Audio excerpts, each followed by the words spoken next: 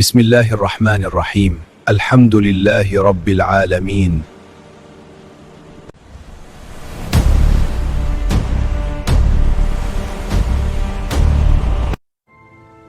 হে মুমিনগণ, ওই যে তোমাদের আবুল কাশেম মেহেদী,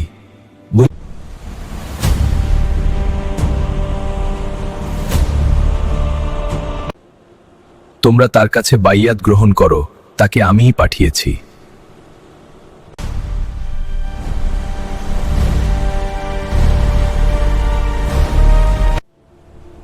তার আদেশ নিষেধ আমারই আদেশ নিষেধ, সে যা বলে তা তোমরা পালন করো।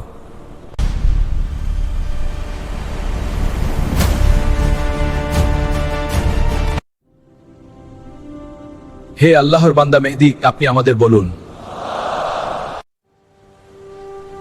আমাদের জন্য আল্লাহর আদেশ কি?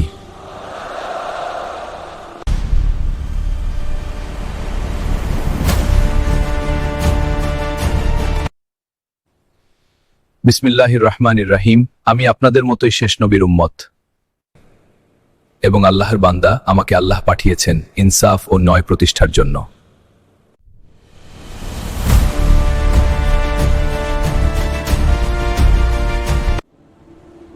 তাই এখন থেকে সকল মানবজাতি ইনসাফ ও ন্যায়ের পথে চলবে। হে আমার বান্দারা, এসো আমার কথা শোনো আর বেহেশতে বসবাস করো।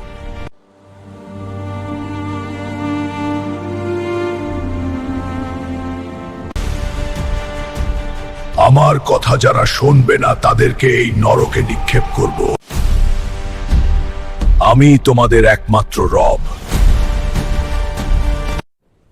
লা তাকনাতু মির রাহমাতিল্লাহ, তোমরা আল্লাহর সাহায্য থেকে নিরাশ হইও না। এসো আমার পায়ে তোমরা সিজদা করো। সকল মানবজাতি এক আল্লাহর সৃষ্ট এবং আমরা সকলেই একে অপরের ভাই। আমার হুকুম পালন করো। পবিত্র কোরআন আমাদের পথ নির্দেশক এবং শেষ নবীর বিধান আমাদের জন্য বিধায়ক।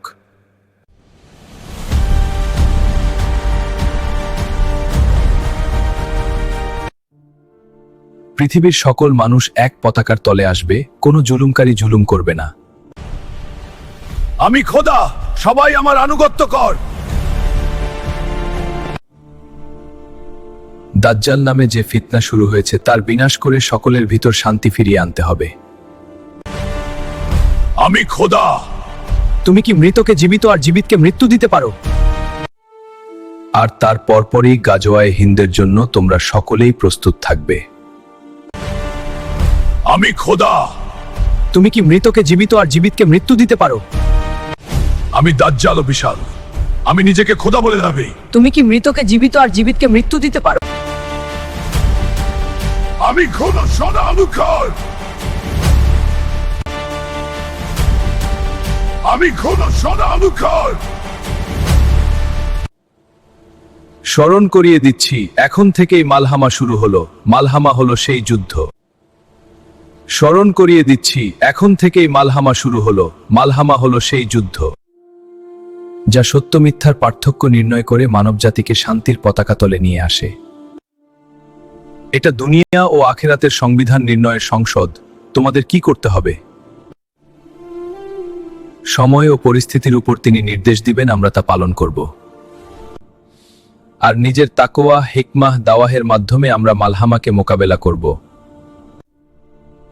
এবং দাজ্জাল ও তার ফিতনাকে বিনাশ করে গাজওয়ায়ে হিন্দের দিকে অগ্রসর হব।